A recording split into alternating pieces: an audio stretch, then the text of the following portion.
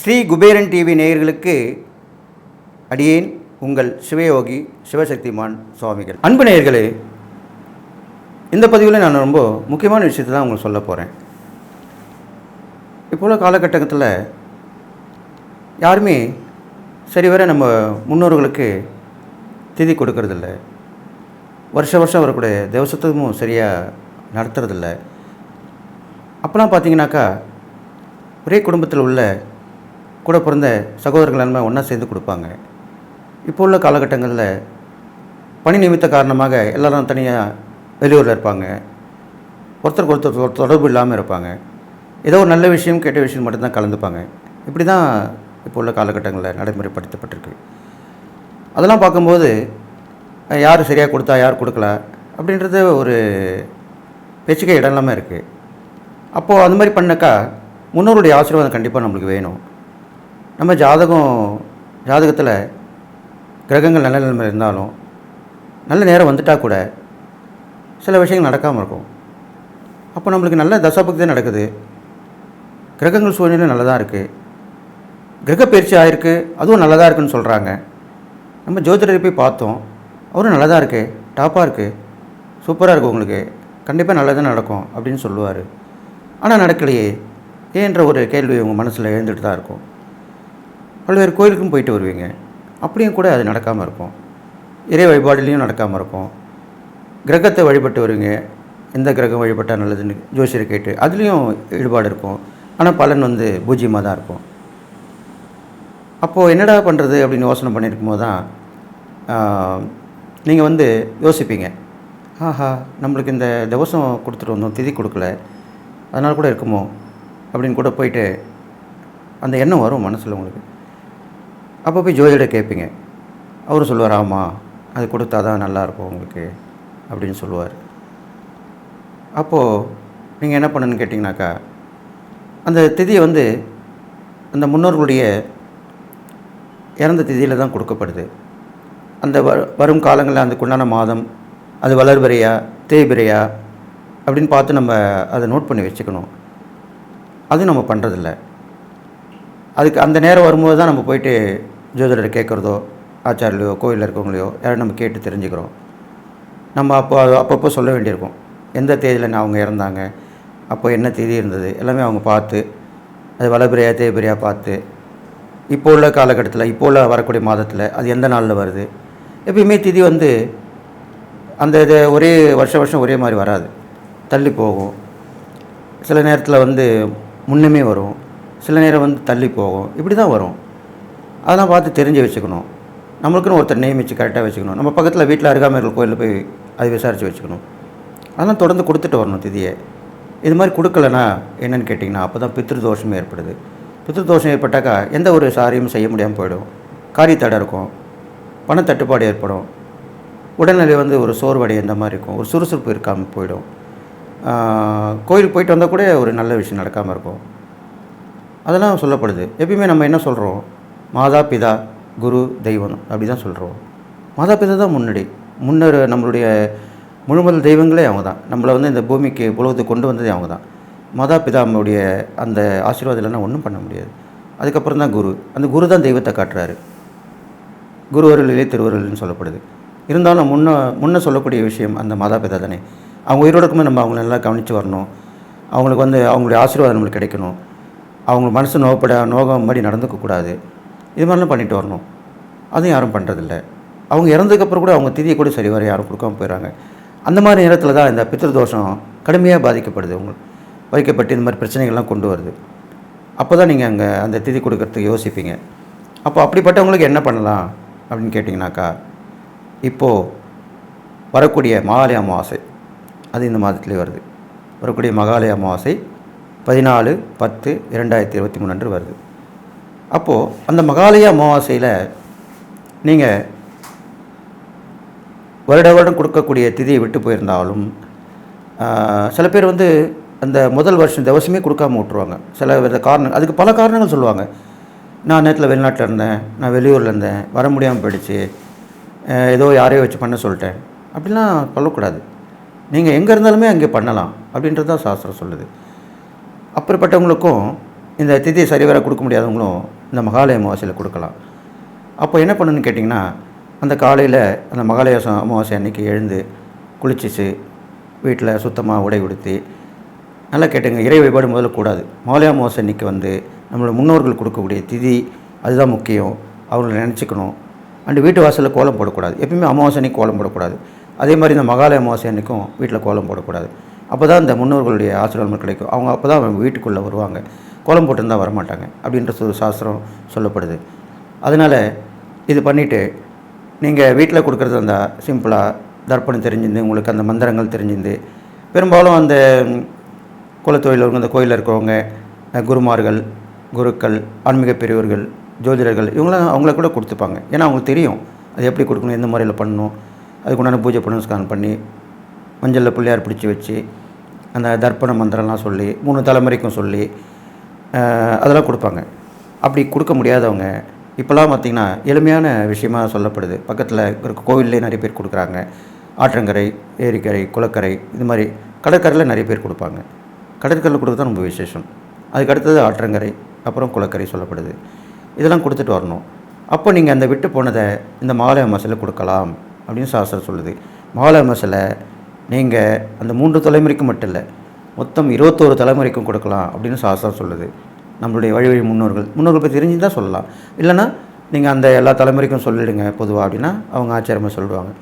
அந்த 21 தலைமுறை சொல்லி சேர்த்து பண்ணுவாங்க. அப்போ நீங்கள் அவங்க தேவையான பொருளாக வாங்கி போனால் அவங்களே தர்ப்பணம் பண்ணி கொடுத்துருவாங்க. அது கொடுத்துட்டு நீங்கள் வீட்டுக்கு வர வழியில் பசுமாட்டுக்கு நல்லா கேட்டுங்க அகத்திக்கீரை வாங்கி தரணும். நல்லா கேட்டுங்க, சாதாரணமாக தொடர்ந்து வருஷம் கொடுக்குறவங்க இந்த மாதிரி வெளியில் போய் பண்ணுறது அமாவாசை பண்ணலாம், கொடுக்கலாம், ஒரு கட்டு கீரை கொடுத்துட்டு வரலாம். ஆனால் இது மாதிரி ஒரு வருடம் தவறி விட்டது, கொடுக்க முடியாமல் போயிடுச்சு, அப்படிப்பட்டவங்க அந்த மாலையாசம் கொடுத்துட்டு வரும்போது நன்றாக கேட்டுங்க 16 கட்டு அகத்திக்கீரை கொடுக்கணும். அது தவறுனவங்களுக்கு தான் இந்த இது, வருஷம் கொடுக்குறவங்களுக்கு இல்லை. அந்த தவறுனவங்க 16 கட்டு பசுமாட்டு, ஒரே பசுமாட்டு சாப்பிடுன்னு சொல்ல முடியாது, பல விதமானங்கள் அங்கங்கே இருக்கும். அப்போது மேஞ்சின்னு இருக்கும், அவங்களுக்கு கொடுத்துட்டு வரலாம். தேடி அலையணும், கஷ்டப்படணும். அது மாதிரி பண்ணி அந்த கீரை அகத்திக்கீரையை வீட்டுக்கு வரத்துக்கு முன்னாடி அதை 16 கட்டு கொடுத்துட்டு நீங்கள் வரணும். அதுக்கப்புறம் வந்து வீட்டுக்கு வந்து படையல் போட்டு அந்த முன்னோர்களுக்கு என்னென்ன பிடிச்சதோ அதெல்லாம் வச்சு நைவேத்தியம் பண்ணி படையல் போட்டு காகத்துக்கு வச்சுட்டு அதுக்கப்புறம் தான் நீங்கள் சாப்பிட்ணும். அதுக்கப்புறம் தான் அன்றைக்கு வந்து சாயந்தரம் தான் நீங்கள் பூஜை பண்ணணும். தினசரி பண்ணக்கூடிய பூஜை, வீட்டு வழிபாடு எல்லாமே, கோயிலுக்கு போகிறது எல்லாமே சாயந்தரம் தான் வச்சுக்கணும். அன்றைக்கி காலையில் முன்னோர்களுக்கு மட்டும்தான் இதே சிந்தனையோடு இருக்கணும். ஒரு அரை நாள் வந்து முன்னோர்கள் வழிபாடு, அதுக்கப்புறம் மாலை வேளையில் தான் நம்ம இறை வழிபாடு, வீட்டில் கும்பிட்றது, கோயிலுக்கு போகிறது எல்லாமே பண்ணிக்கணும். இது மாதிரி பண்ணிட்டு வந்தீங்கன்னா அந்த பித்ருதோஷம் கண்டிப்பாக குறைஞ்சிரும். இது இல்லாமல் அந்த பித்ருதோஷம் நீக்கிற ஸ்தலங்கள்லாம் இருக்குது. சிவஸ்தலங்கள் ஆகிய காசி, ராமேஸ்வரம், கயா, இது மாதிரி இடங்கள்லாம் இருக்குது. அங்கெல்லாம் போயிட்டு இப்போது வசதியாக இருக்கவங்க அங்கே போய் கொடுத்துட்டு வரலாம். அது இல்லாமல் இங்கே வீட்டுக்கு அருகில் இருக்கிற கடற்கரை உரம் பண்ணுறது ரொம்ப விசேஷம், அதுவும் பண்ணலாம். அப்படி பண்ண முடியாதவங்க கடற்கரை போய் அது கொடுக்க வேண்டிய பலன் கிடைக்கணும்னா நீங்கள் முன்னாலே போயிட்டு நீங்கள் அந்த சமுத்திர நீர் சொல்லப்படுது, கடல் நீர் சொல்கிறோம் இல்லையா, அதை வந்து நீங்கள் சேமித்து எடுத்துன்னு வந்துடணும். எடுத்துகிட்டு வந்து வீட்டில் வச்சுக்கிட்டு, இப்போ நம்ம எப்படி ஒரு தீபாவளிக்கு வந்து கங்கா ஸ்நானம் பண்ணோம்னா என்ன பண்ணுறோம், ஒரு சின்ன கங்கா ஸ்நானம் கூட கடையில் விற்கும், மூடி போட்டிருக்கோம். இல்லைனா இப்போல்லாம் கூட கங்கா ஸ்நானம் பார்சலெல்லாம் வருது, கொரியரில் அனுப்புகிறாங்க. அதை வாங்கி நம்ம குளிக்கக்கூடிய நீரில் கலந்து அதை நம்ம ஸ்நானம் பண்ணிக்கிறோம். அதே மாதிரி தான் இந்த கடல் நீரை நம்ம சேமித்து கொண்டு வந்து வச்சுட்டு முன்னாலே வச்சுட்டு அதுக்கப்புறம் இந்த காலையில் எழுந்த உடனே அதை நீரில் விட்டு ஒரு 3 தடவை விட்டுக்கலாம். கொஞ்சமாக கலந்தாலே போதும். விட்டுட்டு குளிச்சிட்டோம்னா அந்த கடற்கரையில் குளித்தவருடைய பலன் கண்டிப்பாக கிடைக்கும். அதுக்கப்புறம் நீங்கள் நான் சொன்ன மாதிரி எல்லாம் பண்ணிவிட்டு வந்து இறை வழிபாடு பண்ணி மாலையில் இறை வழிபாடு பண்ணி முடிக்கணும். அப்போ தான் உங்களுக்கு இந்த பித்ருதோஷம் கண்டிப்பாக நீங்கி உங்களுக்கு வந்து அந்த பலன் கிடைக்கும், முன்னோருடைய ஆசீர்வாதம் கிடைக்கும். இது இல்லாமல் நல்லா கேட்டுங்க, இந்த மாலை அம்சம் தவறி போயிடுது. அப்போ என்ன பண்ணலாம் அப்படின்னு கேட்டிங்கன்னா, அதுக்கு தான் வருஷத்தோறும் வரக்கூடிய ஆடி அமாவாசை, தை அமாவாசை அப்படின்னு இன்னும் 2 பெரிய அமாவாசை சொல்லப்படுது. அந்த ஆடி அமாவாசையிலும் கொடுக்கலாம், தை அமாவாசையிலும் கொடுக்கலாம். பெரும்பாலும் வந்து ஆடி அமாவாசையில் வந்து மாதூர் வழி, மாத்திரு தோஷம், பித்ருதோஷம் மட்டும் இல்லை, மாத்திரு தோஷமும் இருக்கும். அது வந்து தாய் வழி உறவுகளை வரும். பித்ருதோஷன்றது தந்தை வழி உறவுகள் வரும். ஆடி மாதத்தில் வர அமாவாசையில் பெண்கள் வாரிசு எல்லாமே பெண்கள் மட்டும் இருப்பாங்க பாருங்கள், அவங்க ஆடி மாதம் கொடுக்கலாம். தன்னுடைய தாய் வழி உறவினர் வழிமுறை கொடுக்கலாம். அதே மாதிரி தை மாதத்தில் வரதில் தந்தை வழி உறவு கொடுக்கலாம். இது மாதிரிலாம் பண்ணிட்டு வரலாம்.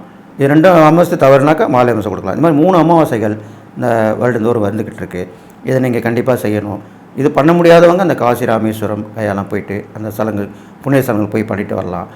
இது இல்லாமல் நல்லா கேட்டுங்க, தான தர்மங்கள் பண்ணணும். இதெல்லாம் முடிச்சுட்டு கடைசியாக நீங்கள் ஒரு 2 பேருக்கு, அது ஒரு அப்பா அம்மா நம்ம 2 பேர் சொல்கிறோம் இல்லையா, ஒரு ஆண் ஒரு பெண். நல்லா கேட்டுங்க, இதெல்லாம் தான் நிறைய பேர் சந்தேகம் வருது. யாருக்கும் கொடுத்துட்டு போயிடுறாங்க தான தர்மம். மினிமம் கொடுக்கணும்னா ஒரு ஆண் ஒரு பெண். அப்போ அவங்கள வந்து ஒரு வயதானவங்களாக இருக்கணும், நம்மளுடைய தாய் தப்பட நினச்சிக்கணும். இல்லை நிறைய பேர் கொடுக்கணும்னா வயதான முதியவர்கள், உடல் ஊனமுற்றவர்கள், ஒன்றுமே இருக்காமல் அவங்களுக்கு யாருமே வாங்கி கொடுத்துருக்க மாட்டாங்க. அப்படிப்பட்டவங்களாம் பார்த்து தான் கொடுக்கணும். அதுதான் உண்மையான தான தர்மம். அப்போ அந்த சாப்பாடு மட்டும் கொடுக்கக்கூடாது, கூட நீர் சேர்த்து கொடுக்கணும். இப்போலாம் தண்ணிலாம் விலைக்கு தான் வந்துடுச்சு, பாட்டிலில் கிடைக்குது.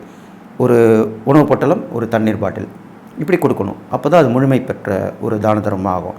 நீங்கள் பாட்டு வேறு சாப்பாடு மட்டும் வாங்கி கொடுத்துட்டு அவங்க தண்ணி கிடைக்காம, தண்ணி இருக்கிறவங்க குடிப்பாங்க, தண்ணியில் எங்கே போவாங்க? அவங்களுக்கு உடல் முன்னேற்றமாக இருக்கும், அவங்க எப்படி போய் தண்ணி கேட்பாங்க? அப்போ இதெல்லாம் யோசிக்கணும். நீங்கள் யோசித்து ஒரு தான தர்மம் பண்ணும்போது இதெல்லாம் யோசித்து தான் செய்யணும். அது மாதிரி கொடுத்துட்டு அந்த உணவு கொடுத்து தண்ணி கொடுத்துட்டு வந்தீங்கன்னா அவங்களுடைய ஆசீர்வாதம் கண்டிப்பாக கிடைக்கும். அவங்க உருவத்தில் வந்து அவங்க ஆசீர்வாதம் பண்ணுவாங்க. பெரும்பாலும் இப்போது காக்காவுக்கு வந்து ஏன் வைக்கிறோன்னா, அந்த காக்காவுக்கு வந்து மூதாதையர்கள் நம்மளுடைய முன்னோர்கள் சொல்லிட்டு போனது தான். அந்த காக்காவுக்கு மட்டும்தான் அந்த முன்னோர்களுடைய ஆசீர்வாதத்தை பெற்றுத்தரக்கூடிய ஒரு அம்சம் அது உடல்லே இருக்குது அப்படின்னு சொல்லப்படுது. அதனால தான் அது நம்ம காக்கா வந்து சாப்பிட்ணும். நல்லா கேட்டுங்க, இதில் கூட நிறைய பேர் சந்தேகம் வரும். காக்கா வச்சோன்னே வராது, ரொம்ப நேரம் கூப்பிட்டு பார்ப்போம், வராது. அப்போ நம்ம வந்துட்டு திருப்பி போய் பார்ப்போம், அப்போ வந்திருக்கோம்.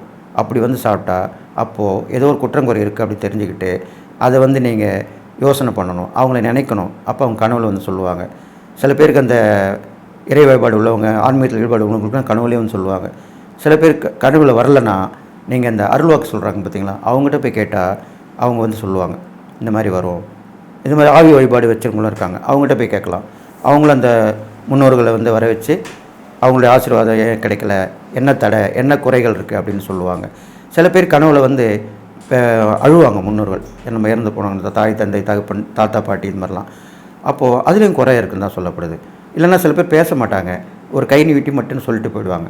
அப்போயும் ஏதோ ஒரு குறை இருக்குன்னு தான் அர்த்தம். இதெல்லாம் நீங்கள் கண்டுபிடிச்சி எங்கெங்கே போய் கேட்கணுமோ அங்கெல்லாம் கேட்டு அதன்படி நடந்து அதுக்கப்புறம் இந்த பித்ருதோஷத்தை போக்கிக்கணும். பித்ருதோஷம் தான் ரொம்ப முக்கியமானது.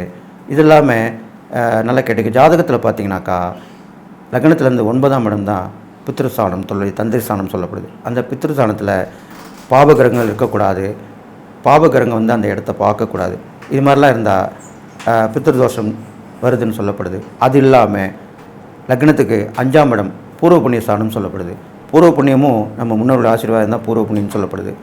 அந்த இடமும் சுத்தமாக இருக்கணும். அந்த இடத்தையும் சுபகிரகங்கள் பார்க்குற மாதிரி இருக்கணும். பாபகிரகங்கள் பார்க்குறதோ சேர்க்கையோ இருக்கக்கூடாது. இது மாதிரிலாம் இருந்தால் அந்தந்த கிரகங்களுக்கு உண்டான பரிகாரங்கள் பண்ணி இறை வழிபாடு பண்ணி இந்த பித்ருதோஷத்தை நீங்கள் நீக்கிக்கலாம். இது மாதிரிலாம் சொல்லி வந்திருக்கேன். இதெல்லாம் முடியாதவங்க, வருடந்தோறும் கொடுக்கக்கூடிய திதி கொடுக்க முடியாதவங்க வரக்கூடிய இந்த மகாலய அமாவாசையில் கண்டிப்பாக கொடுக்கலாம். இதில் இன்னொரு முக்கியமான விசேஷம் சொல்கிறேன். நிறைய பேர் வந்து உங்களோட நெருங்கி பழகினவங்க, நண்பர்கள், தோழிகள் அப்படி இருப்பாங்க. அவங்களுக்கு கூட யாரும் கொடுக்க முடியாமல் சூழ்நிலை கூட இருப்பாங்க. அப்படிப்பட்டவங்களுக்கும் நீங்கள் கொடுக்கலாம். அது எப்போனா அந்த மகாலய அமாவாசையில் மட்டும்தான் அது கொடுக்கக்கூடிய அமைப்பு இருக்குதுன்னு சொல்லப்படுது. அதனால் அவங்க பேரை சொல்லி கூட நீங்கள் அந்த நெருங்கிய நண்பர்கள், நெருங்கிய தோழிகளுக்கு கண்டிப்பாக கொடுக்கலாம். அப்போது கண்டிப்பாக அவங்களுக்கு ஏர்வையாகி அவங்களுடைய ஆசீர்வாதம் கிடைக்கும். அவங்க உயிரோடு இருந்து உங்களுக்கு செய்யக்கூடிய உதவிகளை அந்த அருவமாக இருந்து உங்களுக்கு பின்புறமாக இருந்து உங்களுக்கு செய்வாங்க. அவங்களுடைய ஆசீர்வாதம் கிடைக்கும், அவங்களுக்கு உதவி கிடைக்கும். அவங்க கணவன் கூட வந்து போவாங்க. உங்களோட நெருங்கி பழகிருந்தவங்கன்னா கண்டிப்பாக அந்த அமாவாசை வர நேரத்தில் முக்கியமான நாளெல்லாம் அவங்க கனவுல வருவாங்க, காட்டுவாங்க. அப்போ நீங்கள் புரிஞ்சுக்கணும், தெரிஞ்சுக்கணும். அப்போ தெரிஞ்சவங்ககிட்ட போய் விஷயத்தை கேட்டுக்கணும். அப்படியே விட்டுறக்கூடாது. ஈஸியாக இதெல்லாம் வந்து சாதாரண விஷயம் தான் அப்படி நினச்சிடக்கூடாது. இதெல்லாம் முக்கியமான விஷயங்கள். தாய் தந்தையும் கனவுல வருவாங்க, தாத்தா பாட்டி வருவாங்க. இதெல்லாம் வந்தாங்கன்னா அதை கண்டுபிடிச்சி அதுக்குண்டான பரிகாரம் தேடிக்கிறது தான் புத்திசாலித்தனம் அப்படின்னு சொல்லி இந்த பித்ருதோஷ நீக்கத்துக்கு இவ்வளோ விஷயங்கள் இருக்குது. இதன் முறைப்படி நீங்கள் செஞ்சு எல்லா நலமும் பெற்று வாழணும்னு சொல்லி வாழ்த்தி விடைபெறுகிறேன். நன்றி, வணக்கம். ஸ்ரீ குபேரன் டிவியை பார்த்தமைக்கு நன்றிகள். மேலும் இது போன்ற தகவல்களை தெரிந்து கொள்ள ஸ்ரீ குபேரன் டிவியை சப்ஸ்கிரைப் செய்யுங்கள். மறக்காமல் பெல் ஐக்கானை கிளிக் செய்யுங்கள்.